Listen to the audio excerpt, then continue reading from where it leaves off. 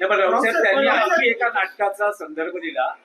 ज्येष्ठ अभिनेते अशोक सराफ यांचं रंगभूमीवर गाजत असलेलं नाटक सारखं पोटात दुखतंय याचाही त्यांनी संदर्भ दिला. ते म्हणतात की कोणाच्या तरी सारखं पोटात दुखतंय आणि त्यासाठी आम्ही बाळासाहेब ठाकरे आपला दवाखानाही आणला, औषधही दिली, तरी ते पोटात दुखणं थांबत नाही. नाटकाचं नाव चुकतायत ते. सारखं छातीत दुखतंय, सारखं छातीत दुखतंय, सारखं छातीत दुखतंय. आणि एक माहिती आहे का, आज काय आहे, नरक चतुर्थी आहे. नरकासुराचा जन्म कुठे झाला? गुवाहाटीला झाला. नरकासुराचं मूळ स्थान गुवाहाटी. त्याच्यामुळे हे जे नरकासुर इकडले आहे, जे गुवाहाटीला जाऊन पूजा करतात त्या नरकासुर, बरं का, तर त्यांचं हे बॉडी पेन होणारच त्यांना. आमचा विषय पोटात दुखण्याचं कारण नाही.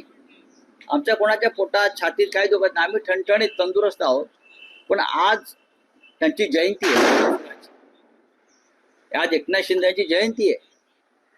गुवाहाटीला त्यांना जावं लागेल कदाचित. नरकासूर हा उगम पावला गुवाहाटीमधून, तिथून, आणि त्याच्या तिथून ते प्रेरणा घेत आहेत.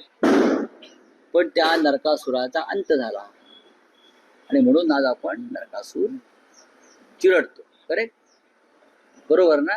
तसं ह्या नरकासुराला, महाराष्ट्रातल्या या सगळ्या गद्दार नरकासुरांना चिरडलं जाईल.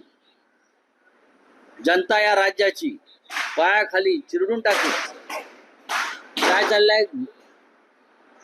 नो किंग्स आंदोलन चाललेलं आहे अमेरिकेत. नो किंग्स, ट्रम्प के खिलाफ चल रहा है ना. हिंदुस्तान में भी ये होने वाला.